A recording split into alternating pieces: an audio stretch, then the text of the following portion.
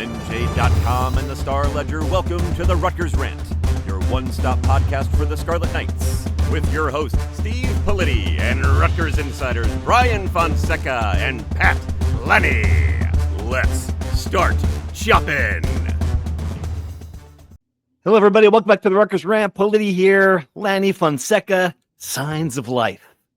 That's what we got. We're holding up the newspaper. We see something from this basketball team, a victory over UCLA. Can't remember a team that needed a victory more than that team did last night.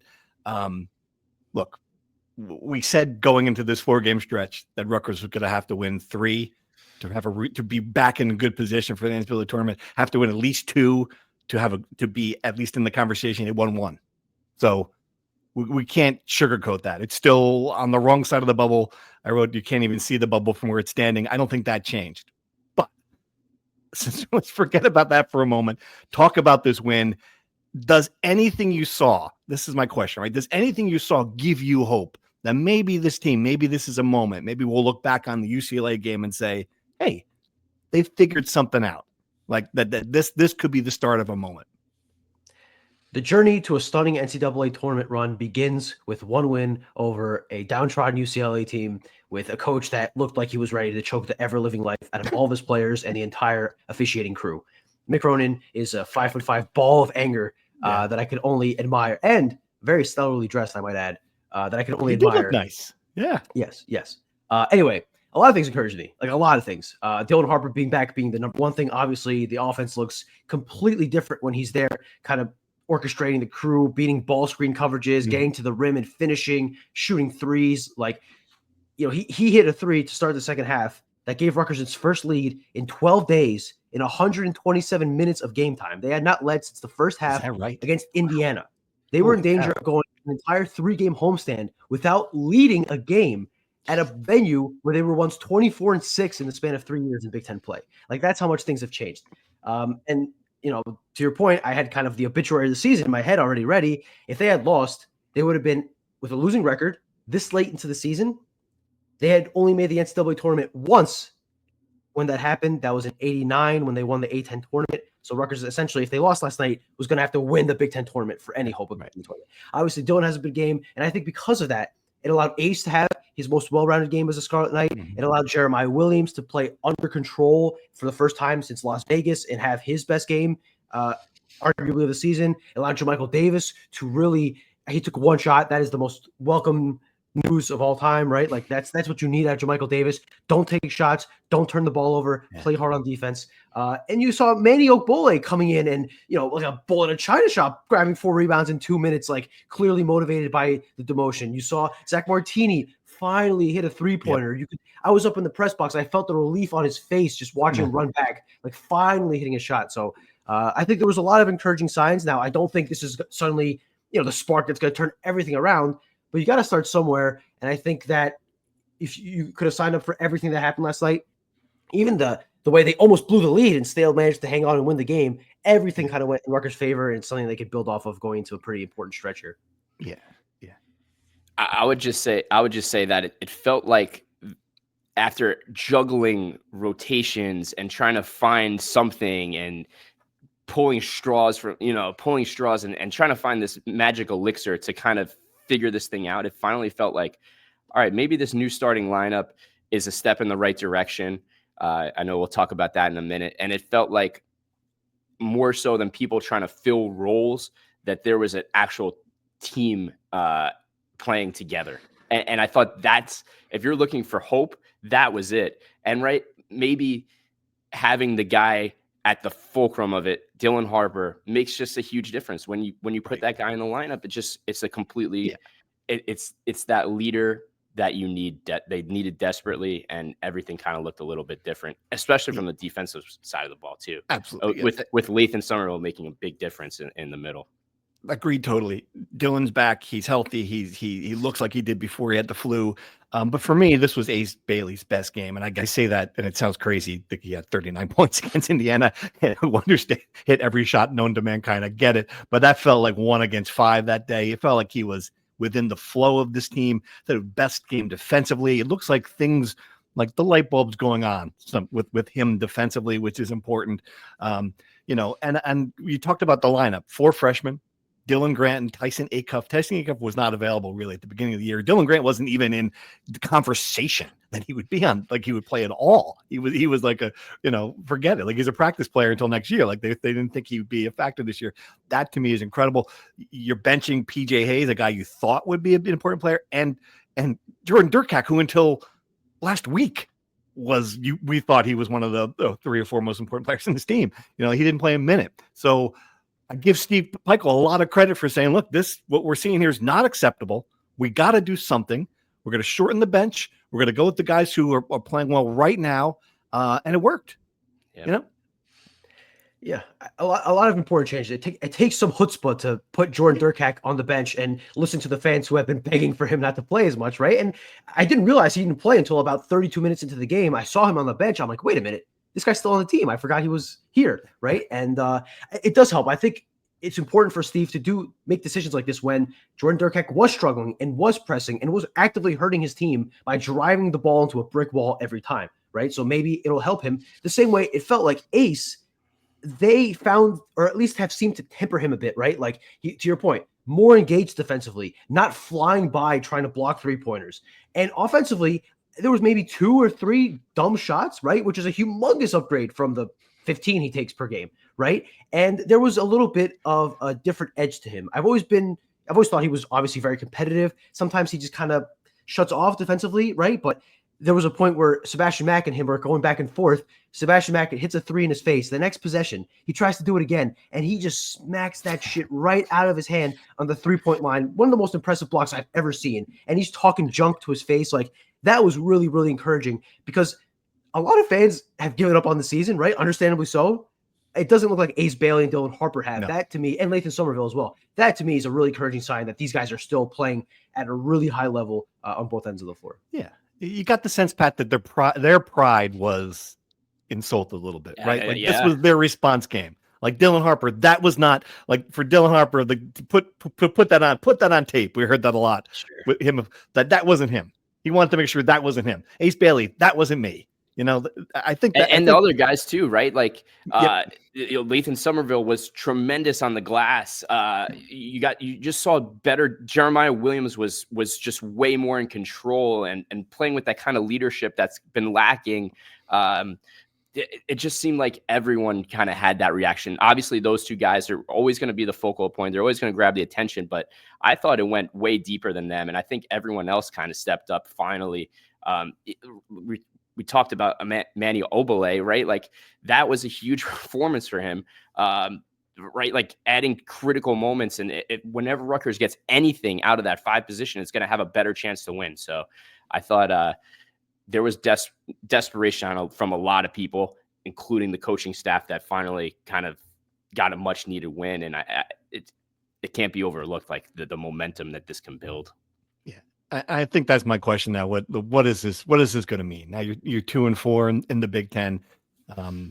You're still, again, you're not in the conversation yet. This team does not exist in the NCAA tournament stratosphere. You're going on the road at Nebraska, at Penn State with this rotation. I don't know, Brian, tell me if you agree, disagree. I think you got to win both.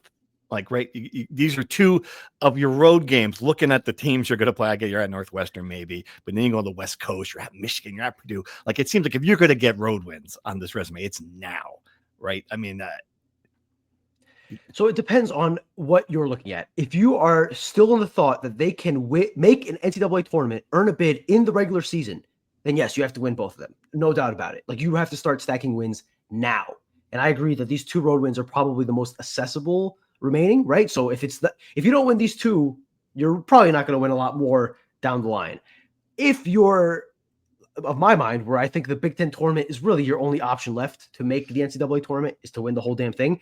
So all you have to do is really make the Big Ten tournament. I think you got to split them, right? Like, I think the big part of last night's win was that they are out of the relegation zone of the Big Ten. They're not in danger, at least not at this point, of becoming one of the last 3 teams and missing the tournament altogether, which obviously spells the end of your season. So to answer your question, I think you have to win at least 1 to keep on pace to make the Big Ten tournament. If you win 2, I wouldn't say you're back in the NCAA tournament conversation, but you're chipping away and kind of making up for some, losses earlier in the season, and you're giving yourself a chance to have some hope to maybe potentially take a step forward and hopefully perhaps maybe have a chance in February to build a resume. The great way to put it. You're giving yourself a chance to have a chance. I like that. That's good. But like, if you can't win these 2 games on the road, like what's the point of being in the tournament anyway? Right. Like you're not going to win a game anyway. So like what difference does it make? You're playing, like we're building this crazy expectation for something that's it is what it is. But sorry, that's just some narcissism. They should, if they play like they win, if they play like they played last night, they got a shot in these 2 games. And then that sets you up for the huge showdown in Madison Square Garden with that's the kind of like season changing moment. Right. Then you're there. You're in the Garden. You're playing Michigan State, a ranked team. All of your fans are going to be, and that's the thing I noticed. And people were in our Discord talking about it. And it was interesting. Like at the beginning of that game, looking at some of the crowd photos, it wasn't there. But looking at some of the crowd photos, you got the sense like people are already like, oh, this is, And then the first half, UCLA comes out and they're like, well, all right, let's get this over with. And then for them to win, like I think that you're back. The juice is back, and people at least have a little bit of hope.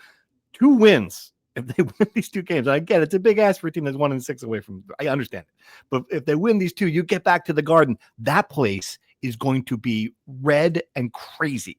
It's going to be an atmosphere like. I mean, I think you can paint a picture of what that's going to be like, right? I mean, that's something to play for. And that's really, yeah. And that's all. And again, like after losing the Purdue game, we haven't done a podcast since then. After that loss, the way it looked, the way it felt, just the margin of defeat, the sense that the thing was over already. The idea you'd have something to play for, to me it is a big deal. Yeah, look, if you win these 2 road games and you go to MSG and win that game, when, let's face it, that's when the New York papers and the national media are going to pay attention. Saturday, MSG, 1:30, the Mecca, like that's going to have the attention. You win that game, a 3rd straight win, then the narrative becomes Rutgers is resurgent. They're coming back. They're building a resume, and that adds a real boost nationally. And it would be a bit poetic that the same venue, the same opponent, where this entire thing really fell apart when Mawat Mag's knee, split in half against Michigan State, and their season fell apart, and Rutgers has never really been the same since. It would be poetic if that is the launching point to this miraculous run to the tournament. It would be almost a little too poetic. To your point about the rack, right? So obviously I was at all 3 games. There were boos during the Purdue game, during the Wisconsin game, and there was until the second half of last night in this entire 3-game homestand, there was not really a moment of like the fans grabbing the game and creating this atmosphere that we become used to in the rack. I mean, in the second half, Dylan Harper gives them the lead. Rutgers is building the lead. They have momentum. You hear the first ref, you suck chants of the entire homestand. That's when you know the Rutgers fans are back, baby. They're chanting at the refs. They're doing RU chants. They're loud on defense. Like, it felt like for the first time, maybe all season, that the rack was here. And listen, I think Brad Wachtel is right. Rutgers is beyond the point of what they used to do, which is just win every game at home and win enough on the road to make the tournament. Now they have to win every game at home and win games on the road, but you got to keep consistent at home, and a big part of that has always been and will need to be the rack coming alive and kind of pushing the team a little further than I think most of us think they can go. Right. And Pat, I think what happened, why the crowd wasn't able to get into it, like the Purdue game was a perfect example. Like they cut it to 6, and you'd be like, all right, the crowd's on its feet, ready to go, and then 6 seconds later, the bearded Smith from Purdue, the guy who looked like the Amish man from Purdue, would just deliver a pass for a 3-pointer, whatever that could happen. It was like, oh, okay, so much for that. This was the first time I think they stacked defensive plays, and that's really when the energy can build, when you get stops.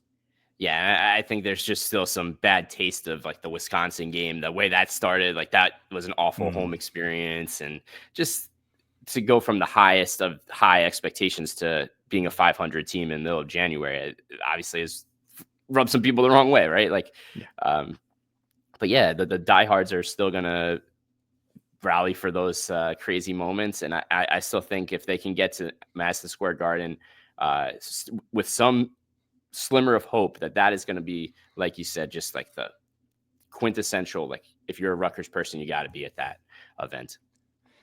All right. Just to be clear, I'm not blaming the fans for not creating an atmosphere. Just to, it's because they were playing well. I do want to make that clear. I'm not blaming fans. For the first time, you didn't blame the fans. I did. All right. You want to take some questions? Any other points here? We want to dive in what we got here from the Discord. Yeah, look, I think Dylan Harper's impact offensively, like you felt it watching it. The numbers bear it true, right? The 3 games he didn't play or barely played, they didn't score. They scored under 1 point per possession, which is essentially the baseline of like good offensive play. If you're 1 point per possession or above, you're doing well. If you're below, you're not. 3 straight games, they were not. Dylan Harper comes back, they're at 1.14 points per possession, which is really freaking good, right? So the offense was much better. And I think to kind of reiterate this point, the defense had its best game of the season. They looked vintage Steve Pikiell. Some of that is the old rack magic, a little bit of home cooking the Big Ten likes to sprinkle at every home arena in the Big Ten. I thought McCronin was going to explode again. They shot 31 free throws. UCLA shot 15. A little bit of physicality was allowed to happen, but that's what Rutgers needs is kind of that leeway. And right. I thought they were good defensively. I thought Dylan Grant is really growing into his own, and that's really an encouraging development.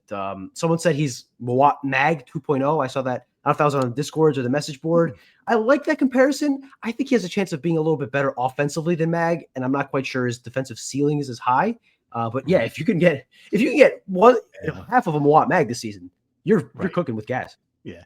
Dylan Harper, 18 points in 28 minutes because of foul trouble, 4 turnovers. It wasn't a perfect game. Rutgers out-rebounded UCLA 37-29. That's something you don't see. And one thing, the 31 free throws for Rutgers, only hit 21 of them. For a while there, it looked like they might only hit 12 of them at the end of the game. At least they had that stretch where they hit 9 in a row. And give Jamichael Davis, a guy who's a terrible free thrower shooter, credit, because during that key stretch, he hit 4 of them. Where if he misses a pair, this game might have been completely different. So give him some credit for that. Yep, Lathan Somerville too, silky smooth from the line as a center. Like that is that's a surprising development, I'd say. Like having a center that can shoot, I think he's like 80% from the line this season. It's good. It's a good thing to have when a guy, especially as physical as him, draws a lot of fouls. When you get him into the line and he can hit them at a good clip, that's always a good thing to have. Right. All right. Absolutely. Okay. Let's dive into some questions. We've got one from the Discord about Jeremiah Williams, and it's is 6-man the perfect role for Jeremiah Williams if Rutgers is to have a resurgence? Interesting point. Took him out of the starting lineup. He's a guy who last season you thought he was going to be like you would have if you had Ace and Dylan were the 2 1 and 1A of the most obvious starters. He was the next one. So it's interesting to see him come off the bench. But as you said, you saw a controlled Jeremiah Williams after the game. He was one of the 3 players who came in to talk to the media after the game. What did he say? Yeah, I think he put it really well. He said that there's no secret that this is one of the most talented teams in the Big Ten, and it's just about figuring it out and putting it together. And that was the sense I got was kind of Steve Pikiell's message after the Purdue game. Like, we got to just figure our shit out, guys. Like that's just it. So, and it looked like they did. Now, Jeremiah, I think, does come off the bench really well, because when him and Dylan Harper are on the floor at the same time, and I'd love to see the on-off numbers from yesterday. I'll have to look it up after the podcast, but they really play the same role as an on-ball guard, right? So they kind of step over each other, and obviously Dylan gets priority as the better player. But if he's able to come in and spell Dylan, he'll be on the ball while Dylan's on the bench. I think that's the best allocation of resources for Rutgers. I think that really was obvious yesterday. And it gives him a chance to have the ball in his hands and not feel like every time he has to do something, right? When he's off the ball, he doesn't have the ball as much, and he feels like he has to drive or throw these crazy passes or do something because he doesn't have as many chances. When he is given the opportunity to have control of the offense, he seems to be a lot more comfortable. So I think that was a shrewd move from Steve. I maybe should have come a little earlier, but I think it obviously worked out really well yesterday, and I have to think that they'll keep doing it. And I think it's really good to have a guy like Jeremiah, a veteran guy, accept that role, because it's not easy going from the guy who was the man last year to being the 6th man. But I think that the question is correct, that this is the best setup Rutgers has on its backcourt. Yeah. Pat, 2 words: defined roles. Right, this team did not have defined roles. Can it get to that point now? Well, it started. There were media created defined roles of like this guy is really good at this. Like, maybe that came from Pikiell, and certainly I'm sure it did. But I also think that is absolutely true. there needed to be some sort of like definitive play, for lack of a better word. And what you're seeing, that Jeremiah Williams reverse layup was probably the play of the game, right? I mean, that's really when things changed, and it was a product of like a moment that's of a guy that's been there before, who can do it, but he just has to kind of embrace that yeah, maybe being the sixth man is the best role for him. So I think that is great. I think that this question was spot on, like Brian said. Another question. We got a bunch of these, and some of them came before this game, in fairness. But how will Dylan Harper and Ace Bailey be remembered by Rutgers fans if this is a disappointing season? You have to imagine any memory of them in Rutgers uniform would be a bad one. Sure, Harper hit a buzzer beater, but sort of his brother in a more meaningful season. Will we look at their careers in the NBA as part, like the jumpstart they started here? Can we take pride in them? I think the answer to this question is what happens next. It's kind of an easy one. Like if I mean that, like, I think people will be sort of disappointed, sort of more than sort of disappointed, be very disappointed if the team doesn't make the NCAA tournament, even now. But at least if there is some kind of fight, if they drag this team back to the point, where, okay, they got to above 500, at least they're 500 in the league, at least there's some life in this season. It'll be a different vibe than it would be the way it looked like after the Purdue game. Am I right, Brian? Like, people will look at this and say, all right, it wasn't anything near what we expected, but you know what? They were great players. It didn't work out. But at least at the end, this team was fighting. The question's a little premature. I get why it's happening after the Purdue game, because people, again, have kind of left the season for dead. Let's see how things kind of play out here. But I think ultimately, as the years go on, what's going to be remembered is what happened. Did they make the tournament or did they not make the tournament? If they don't make the tournament, they'll be, thought of as the most disappointing team in Rutgers history. I do want to make clear, though, that them personally will be remembered as one of the more talented players in program history. And what happened was the failure around them, right? I think even last week's, anonymous coaches quotes on CBS, from CBS, I should say, were a little harsh on Dylan and Ace, right? Like, I think I've said this before. They're the last two people we should blame for what is happening at Rutgers, right? Like, Ace Bailey, sure. Could he take better shots? Yes. Why is he taking 17 difficult shots? Because nothing is happening around him, and the impetus to score is on him, right? Mm-hmm. Like, I think people are being a bit harsh on these two. And the only reason Rutgers is even having a winning record right now is because they are on the team and essentially carrying this roster with them, right? So how will they be remembered? I don't know. Let's see where the chips fall before we start writing the obituary on this whole thing and their experience. Agreed, totally. All right, more questions. We've got one from Twitter. How much responsibility is on Pike for not knowing his team that he's still making significant lineup changes this late in the year? And I understand Acuff was hurt early. Fair question. And I think of the Martini experience. Here's a guy who started in those 5 early games. You think, all right, well, he's definitely going to be a rotational player. And the moment he gets out there against, in Vegas against just better competition, he can't defend them. And I do wonder, did he not see that coming? Was it a surprise? I don't know. I mean, that's a great question. And I don't know how many teams. I give him credit for making changes this late. You also have to wonder, where was Dylan Grant early on? Stuff like that. Why didn't he play some minutes against those, against the Wagners of the world, so we knew a little bit more about him? It's a valid question. I think there's some stubbornness of his old school philosophy of, right, these veteran guys deserve the opportunity. They're good leaders. They practice hard. They're the guys that we're going to roll with because Martini's been there before. He's been in the Sweet 16, right? Stuck with Manny Abole as the starter at center until last game, right? So I think part of it is like you still want to build this culture of how you would want to build your program like he did, right? Like that was the foundation of how he got it to this point. And when you kind of scrap that, you lose your identity. And that's not a good thing either. So I think there was some just reluctancy to change. So I guess from an outside perspective, you can criticize him from that. But I think if you really take a step back and look at it, like maybe like that's the good that he's done is because of those things. Yeah, that's a good point. Good way of looking at it. This was their 8th different starting lineup in 17 games. Some of that is Wow. because Ace Bailey missed a couple games, Dylan Harper missed a couple games, Tyson Acuff was banged up, but still 8 and 17 is a lot. Steve Pikiell says he doesn't put a lot of stock into the starting lineup, but I mean, the truth is like he played the worst center as a starter for 15 straight games, right? At some point, people are going to, you don't think it might not matter to him, but it certainly has to matter for Lathan Somerville, who has to be watching Manny Obole, fumble in the first 4 minutes of the game. And I'm sure they talk about it, but my point is like, this stuff does matter. And there are some, Tyson Acuff was working his way back from his foot. The Dylan Grant thing is fascinating to me because yes, he didn't play organized basketball as a senior in high school, right? He went back to Canada and then he didn't play organized basketball again until this winter. But to your point, Steve, like, wouldn't you want a guy like that, if you think he has any plans of playing the season, get 5 minutes against Merrimack and Monmouth and just kind of get his feet wet instead of just throwing him out against, I think it was Wisconsin, and saying, Dylan, do something, please save us. And to his credit, he's really shown a lot of things in these 3 tough home games against Big Ten teams, but I'm sure that he'd feel a lot better if he had played 10 minutes against the Merrimacks of the world, right? So that was certainly something worth questioning.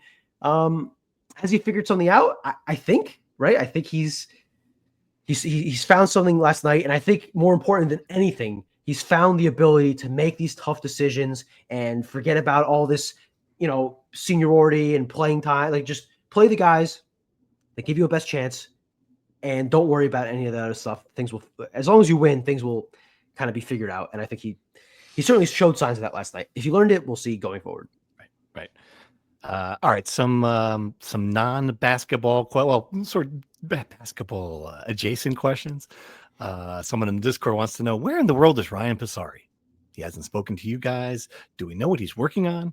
He hasn't taken over Pat Hobbs' seat yet, which is fine, but why no word on him? Hey, look, great bleeping question. Now, I say this, Ryan Pisari, he's there. He's at the game. He is around. He is physically present. He's attending. But I do think it has become now, it's gone from just like a minor annoyance to the 7 people who cover Rutgers athletics closely that he hasn't talked to the media to, a big major problem. Like, I think there needs to be someone who is voicing what's happening, communicating with the fan base during this turbulent time in college athletics. It's not happening. And it's not because we're not asking. So that's the best I can tell you. I do know behind the scenes, there's a lot going on with figuring out how the $20 million from the House settlement is going to be divvied up. Other schools have given some indication as to how that's going to happen. Not a lot of them, but some of them have. Some of them in the Big Ten, Maryland, have come forward and said what they're going to do. We haven't heard that yet from Rutgers.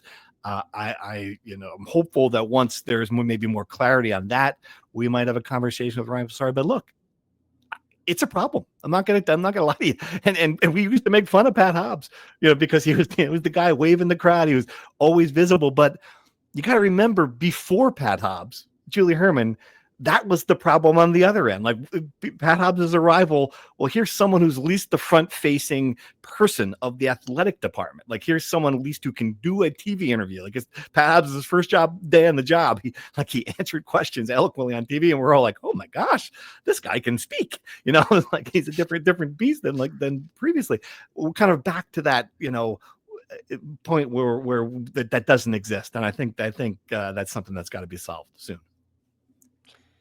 Soapbox, stepping off. Yeah, listen, we'd all like to talk to Ryan Pisari, and as much as there are reasons for him not talking, right? Like, for example, the gymnastics investigation has still not been figured out. I still think there's a way around that. You kind of do what Umi Salim Beasley did to me and tell me, hey, I can't comment on that. There's an ongoing investigation. We can certainly go that route and talk about other things, right? So I think 4 months as the athletic director, 0 interviews with anybody, 0 public comments is totally not a great thing. Right? When the fans are noticing that the athletic director is not talking, that's a bad sign. It's been a long time. It's very clear watching him at basketball games that he is not Pat Hobbs, because I saw him. Greg Schiano was at the game last night, sitting baseline by the Rutgers bench. Ryan Pisari goes to sit next to him and talks to him for a couple segments in the first half. Then Governor Phil Murphy shows up. Ryan leaves his seat, lets Phil Murphy take it, and walks away. I don't think there's a snowball's chance in hell that Pat Hobbs leaves his seat for Phil Murphy. He tells him to take the next seat over. There were a couple of kids sitting next to Greg Schiano. I think Pat grabs those two kids and puts them in the 200s and takes their seat. So and Pat Ryan sits Passari right there between the two of them with his arms around them. no doubt. And Ryan Passari doesn't sit in the baseline seats. He sits in like the 100 section behind the scorers table, a little bit away from the action. So yeah, a little different than Pat Hobbs. I don't know if it's worth reading into, what that means for where he kind of stands in this whole thing, but it clearly he needs to speak to us at some point. I think it's clear for everybody.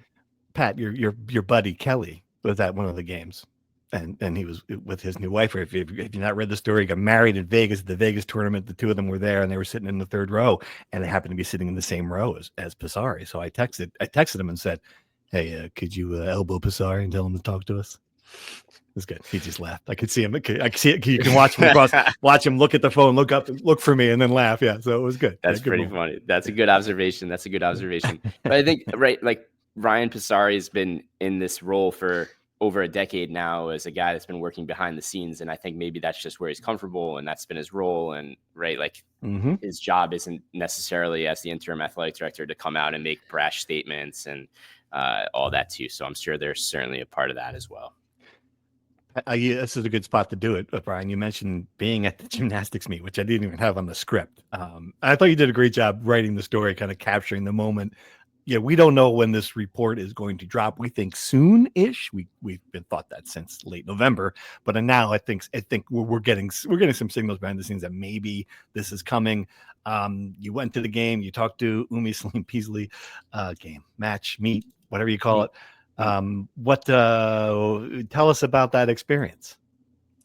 One of the more interesting experiences I've had in my short career of being a beat writer. It was their first home meet of the season. They had gone to California last weekend for their first meet of the year.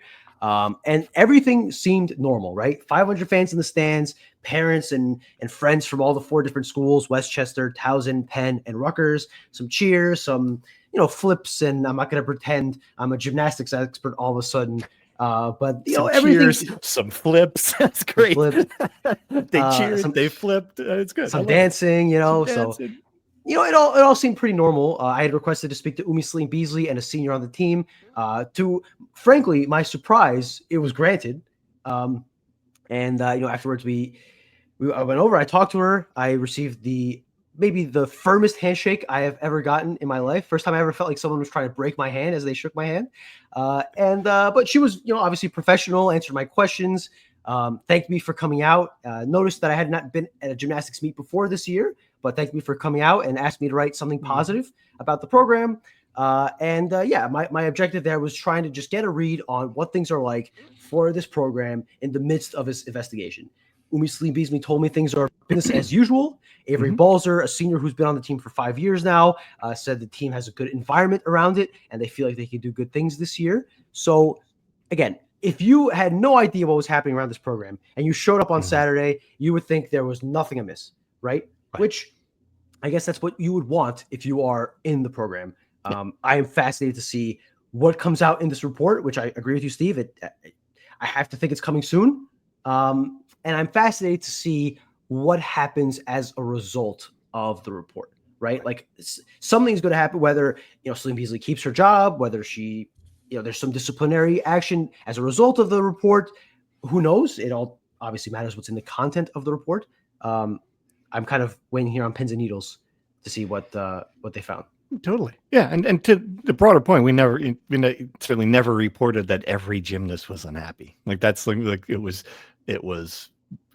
a good number of them in the reporting that we had.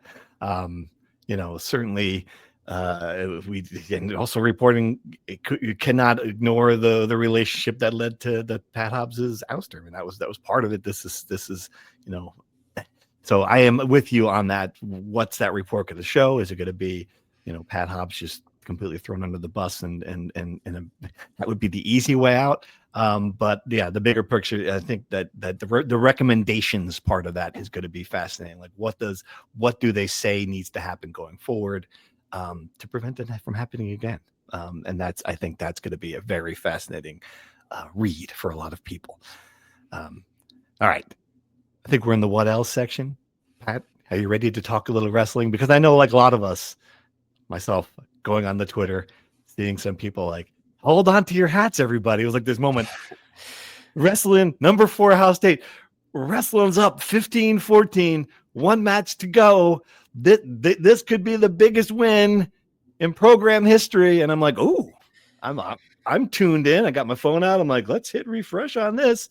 And then womp womp. It was not. Yes. The end result is going to be the same.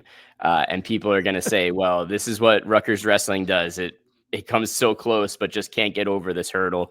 And there's, of course, going to be the big stat that Rutgers hasn't beat a top 10 team since 2019. And for a program that has just been so steady and very consistent, it just hasn't had that signature win. And really, this one had the makings of it. I'm sitting there watching. I'm like, oh, wow, I can't believe that this aggression that I'm seeing, these late match action, it's coming together. It's coming together. And then John Poznansky at 197 pulls out this great win to put Rutgers in a position to win it at the end. John Poznansky in his 17th year as Rutgers wrestling. That's a name we've heard for forever. Okay, John Poznansky, yes, yeah. Absolutely. Yeah. And going back to Colonia High School, even it's a very local guy. Yeah. That's probably what it is too. But anyway, great representative of the school, John Paz, and sets up a heavyweight showdown between Nick Feldman, Ohio State's, he was All-American 5th last year, versus Rutgers All-American Yaroslav Slavakuski, All-American last year. Winner of that match wins the duel, and Nick Feldman gets a takedown with 21 seconds left to win it for Ohio State. And if you're in the wrestling circles, you certainly know Nick Feldman's name. He's a guy that came in with huge expectations and is one of those guys that's supposed to rocket to the top, where Yar's kind of been scrapping and has had a great career, no question. But it always felt like it was going to take something special for Yara to win that match, and it just didn't happen. So it'll go down as another, oh my God, we're so close. But I walked away from it like, wow, Rutgers actually wrestled really well. This was like a very encouraging sign. And it's just the problem that, right, they have a match against Minnesota coming up at the end of the season. And that's one that if they wrestle the way they wrestle against Ohio State, they can beat Minnesota, and that will hopefully end that crazy losing streak. And Penn State's on the schedule, but that's a whole nother burden. But right. Yeah. It is what it is. And I mean, I think you can't overstate how good the Big Ten is in this sport, and we've said it a million times. But man, they are close a lot not to claim some cigars every now and then. Grab a cigar once in a while. Exactly. It's just a hard bar to measure because Rutgers is just, and the problem is coming into the season at their media day event, the whole thing was we're sick and tired of being number 13 in the country, right? And this was the season where, we're going to crack the top 10. We're going to beat this. We're going to finally do it. And obviously it just hasn't happened. So it'll be interesting, measurement at the end. Of course, this is an individual sport that ultimately gets gauged too. So yeah, we'll see how it goes. But definitely like it was an exciting moment if you're into wrestling. Like that was as thrilling of a duel as you'll ever see. All right, really quick, before we talk some football, which we want to review the portal here, but I went to a men's basketball game. I was there for Rutgers, Nebraska, to the Keomi McMiller experience, and this is the best way I could describe it. It was like, talking to people, seeing what had happened, her suspension against Ohio State, the social media blowback, her not playing for mysterious reasons against Minnesota when she made the trip. That adding to like every day, it seemed like it was just like you would think the story would go away and there was something to fan the flames and made it something, that continued. I'm thinking as the game starts, I'm like, you know what, this is just not worth it. This is not worth it for Rutgers. And then it starts and you see her playing. I'm like, okay, it might be a little bit worth it. Just a little. She hits like not even a logo 3-pointer. It was like 4 steps beyond the logo. Some of the layups she had were just, you can't even describe them, like off the top, like the far top of the glass at halftime to tie the game. I mean, everything she did in the second half, and I was keeping track of it, she either tied the game or gave Rutgers the lead 6 times in like the final 5 minutes of this game, and Rutgers still lost. But it is just like a fascinating thing where you've got this one player, no question, a bad fit programmatically, culturally. It doesn't look like it's working at any level, except when she gets on the court, and you just like holy crap. She's might be the most talented player they've had. And they've, since Cappy Pondexter. There, I'm going to throw a name to you. Going back to some offensively, because as good as C. Vivian Stringer's teams were, they were never like offensive juggernauts. They won these games 41-40. They just played the 5-5 defense with her pressing, and they made turnovers. She is just a brilliant player, and it was wild to watch. And Coquese Washington was asked about bringing her back, and she said, what do you mean? She said internal? She said nothing. She did not explain what happened. She did not explain it. No. There's still a lot of lack of clarity on the situation. So that's what I'm most curious of. I'd like the program to kind of just spell out what happened. Was she suspended for 2 games? Why didn't she play against Minnesota despite the fact she was not listed on the availability report? I'd like some clarity on a lot of these things, because I think that's kind of what fuels a lot of this, is that you kind of just close your eyes and hope things go away. But people want to know what's happening to the most talented player in the program that has a pretty loyal following, right? Like, you look at her on social media, and a pretty big team around her that kind of fan the Flames as well. Right. Yeah, totally. You're absolutely right. We'll see. And be interesting to see where it goes from here with them. Yeah, obviously, like you were saying, Steve, like the individual effort of her on the court, right? They're in that game with Nebraska because of her. When she was not on the court, you saw the results. So it's like it's a real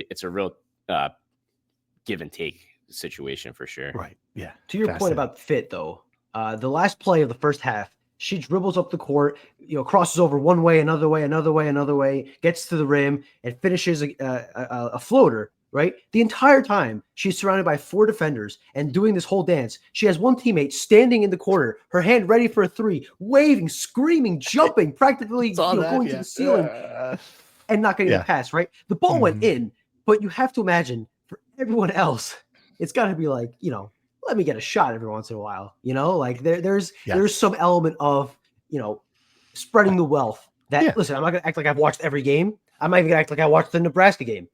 I'm just going to say that I saw that play and it immediately jumped out to me. When a player's doing this, she was open. That's all I'm saying. I hear you. I understand. You can't, not everyone can be a women's basketball newsbreaker like myself. I understand that. It's okay. It's all right. We forgive you. Pat's got wrestling. I've got women's basketball. I don't know what you've got. We'll figure it out at some point. Yeah. What does he have? It's an impossible standard to meet. So. Okay. All right, let's talk a little football. Let's do it. Gregory Michael Schiano at Edward. Michael. I wanted to be Michael. Gregory Edward Schiano at the game, at the Rutgers game, on the baseline, sitting next to the governor. He was like, he's like the cheer. I love watching him cheer. I could every time they scored a basket on that side, when he would get up and he would have that really, he would with the face, with the jaw jutting out and the clapping his hands and getting going. Like Ace hit a shot late in the game. And he had just great, which stood up and went nuts. It was funny to watch. He should be happy. He should be taking a couple of days off, enjoying a college basketball game, given that, I think, we can now say that this was a really stellar haul here.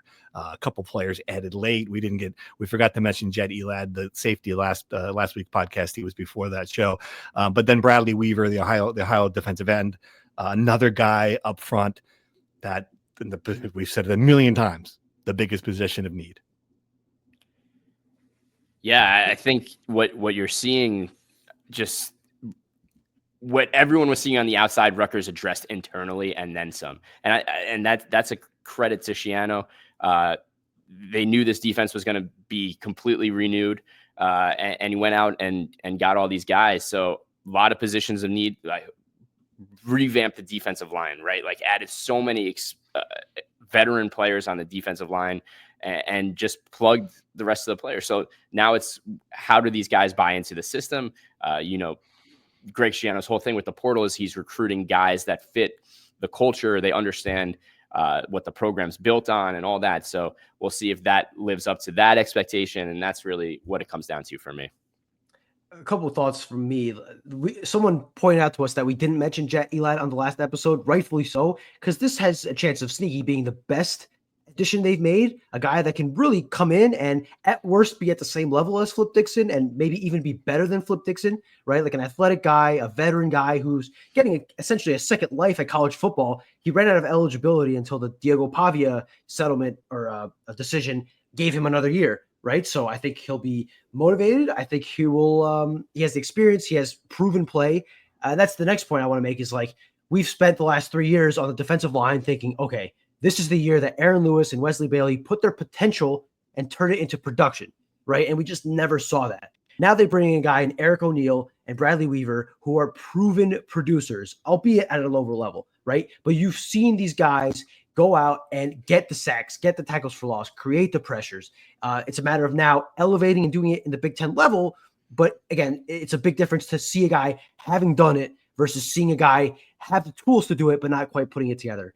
And the big stat of the night, Rutgers basketball is 1-0 this season. Gregory Edward Schiano sitting baseline. Don't ever say the football program does not help the basketball program. They should curtain off the entire right side of the student section and just let Greg Schiano sit in the middle by himself. Sit there clapping in a demonstrative way. That is too funny. Yes. And football, also another point, right? When you bring in this many guys, right? It's such a big roster. What's going to be the other side of that now with roster caps and scholarship? Like that's going to be an interesting internal conversation as well going on. I'm sure that none of that information will be revealed at any point. You'll never know. But that's going to be really fascinating too. How does it change recruiting? How does it change the development, right? Like these are plug and play players, right? So yeah. And really I'm also interested in that part of it. And also, it's not always that the James Madison guys go to Indiana and get to the playoff. Like that, you got to remember, like some of these guys are taking a step up in competition. And I get it. It's a apples and oranges comparison to say, well, look what happened with PJ Hayes in the basketball team or Zach Martin. I understand that it can be different, but by the same token, it's not necessarily guaranteed that some of these guys coming from Ohio are going to be able to have the same kind of success against Penn State. Right. I mean, it's just a fact of it. So I'll be interested to see how that part of it develops too. I mean, obviously you've got put them in the weight room here, put them in the Rutgers program. You got a lot of time to develop them. It's going to be interesting just to see if this works, because you are taking a lot of guys who are taking a step up in competition. So no doubt. I think you have a perfect example on the Rutgers roster last year, right? Shedrick Rhodes came in from Ohio and I think he played a handful of snaps, if at all, right? He redshirted that year and is now coming back to try to, make an impact next year. What I would say to that is that these guys, the PJ Hayes comparison isn't great. Neither is Shedrick Rhodes, because these guys were role players on low major teams. Bradley Weaver was a first team All-MAC guy. Eric O'Neill was, has a chance of becoming like one of the best edges in the country, right? So obviously their production isn't going to match, but just the proof of concept, the fact they have done it, even at a lower level, at that high level, is a really good sign. On the roster thing, I am interested because I have to get the sense that the guys that you'd have in the program for a long time, these freshmen who don't really pop their first year, but you hope can kind of develop down the line, aren't going to be around, A, because they want to go somewhere where they have an earlier pathway to playing time, and B, Rutgers doesn't have the slots on his roster to just stash away a guy and hope that he's something by his junior or senior year. If you're not a guy who they see potential in by their sophomore year, I think you got to be out of here, right? I think you got to find your level somewhere else, because you're taking up a spot that can be taken up by a transfer or taken up by a more potential filled younger guy, right? So it'll be interesting. I think Rutgers is well equipped to deal with that, because Greg Schiano makes no bones about, if you're the best guy, you will play. If you're not, you won't, right? I think everyone in the program has a good sense of where they stand. And that's where that attitude is valuable in this situation, where you're not catching guys off guard. Young guys aren't thinking, hey, I thought I was next in line. Like, where you stand, and whether you want to stay in or go out, those things are kind of pretty well established. And that helps kind of keep the culture that we always talk about, alive and well. Yeah. All right, and this thought just occurred to me before we sign off. Are you guys watching the playoff? Yeah, I'm watching it. Yeah, I mean, of course. enjoying it, and observations from Incredible. the Rutgers standpoint. I watch Ohio State and I'm like, oh, how was this like? What happened during the regular season? Like you just look at that team and you're like, okay, Ryan Day, you lost to Michigan. Like it's just their payroll $20 million and it's a bargain. Someone wrote on. I saw Roger Sherman wrote on Twitter or whatever. It's true. I mean, I don't know what are your thoughts overall watching it, how, and maybe if it does apply to Rutgers, how it applies to Rutgers. You want to talk about Notre Dame, Brian, or no? I'll pass talking about Notre Dame. Yeah. It's been there's this one very big Notre Dame fan who tweets at me every time. I think every tweet I've muted her. She tweets at me every time about how I ranked Notre Dame lower than every other team and how I was wrong. And where did you have them ranked? I don't remember this. Where were they? Like 10th. I had them a couple spots below everyone else because it seems like the entire country had collective amnesia and forgot they lost to Northern freaking Illinois, dude. They lost to a MAC team, and I'm supposed to rank them top 4? All right, like what? Because they beat big game James Franklin in the semifinals. All of a sudden, they're a top 2 team. Get out of here, man. You just hate the Irish. You're anti-Irish. And the Catholics, apparently.